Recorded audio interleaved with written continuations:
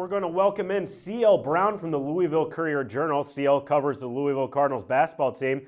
Thanks for joining us. How do you think the Cards are playing so far this season, CL? Overall, they're actually playing pretty good basketball right now heading into Syracuse. If you look at some of the losses, the West Virginia loss, they were leading throughout the second half of that game. Basically, they couldn't finish. They lost that game in the final minute. The same thing happened at Pittsburgh when they wound up losing in overtime.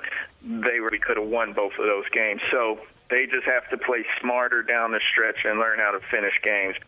Now, when Rick Pitino looks at his team, what does he see as his greatest strength, you think? Well, the strength is definitely Samardo Samuels inside. He's having a pretty good sophomore year where he's definitely shown where he's improved passing the ball. He's gotten a lot better at that this year. He's also developed a couple of more moves on the post. One of them is his signature little jump hook now that he can do with both hands. All right, well, let's flip that then. What do you think Louisville's biggest weakness is?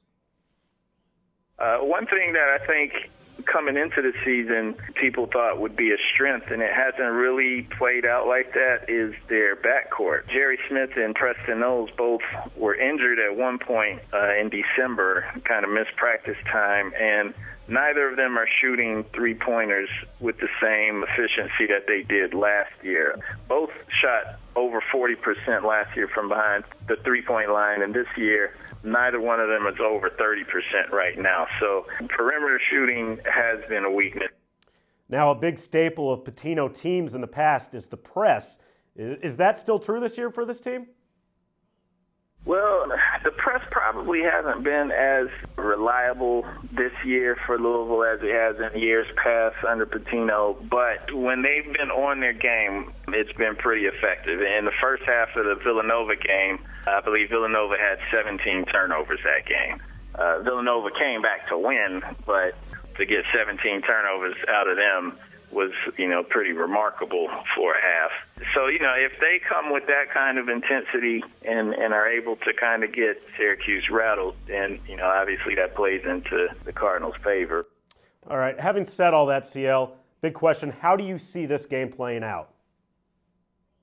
Well, Louisville has basically been in every game they've played on the road in the conference. So I think it'll probably be a close game until down the stretch. Maybe whoever's hitting free throws will wind up coming out on top. I mean, I expect Syracuse at home to be able to hold serve and to pull it out late. But I do think it'll be one of those games that's pretty tightly contested throughout.